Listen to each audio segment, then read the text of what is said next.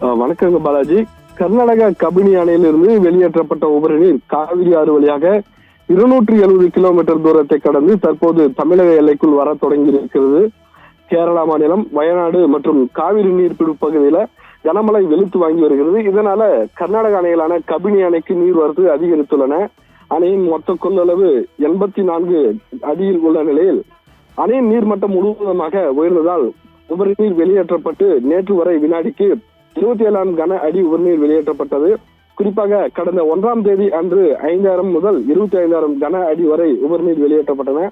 இந்த உபரிநீர் 2 நாட்களுக்கு பின்பு தமிழக எல்லைக்குள் நுழையும் என எதிர்பார்க்கப்பட்ட நிலையில 270 கிலோமீட்டர் தூரம் கடந்து காவிரி ஆற்றை கடந்து இன்று அதிகாலை நேரத்திலிருந்து தமிழகத்திற்கு பிலிகுண்டூர் வழியாக வர தொடங்கி இருக்கிறது.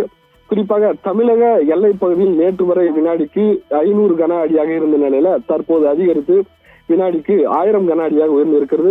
மேலும் படிப்படியாக நீர்வரத்து உயரும். அப்போதுதான் காவிரி ஆற்றில் வெள்ளப்பெருக்கு ஏற்படும்.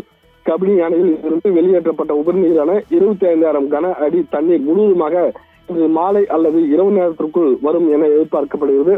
அதே போல மேற்கு தொடர்ச்சி மலை மற்றும் காவிரி நீர்பிடிப்பு மாவட்டங்களில கனமழை பெய்து வருவதனால 174.80 அடி உயரம் உள்ள கிருஷ்ணராஜசாகர் அணைக்கு நீர்வரத்து உயர்ந்து இருக்கிறது.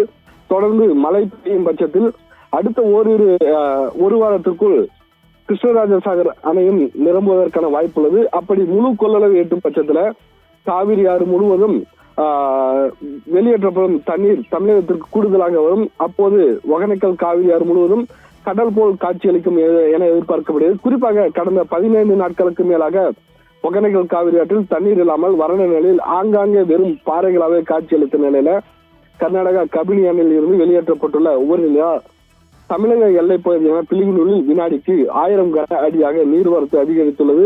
மேலும் இந்த தண்ணீர் படிப்படியாக உயரும் என எதிர்பார்க்கப்படுகிறது. பாலாஜி.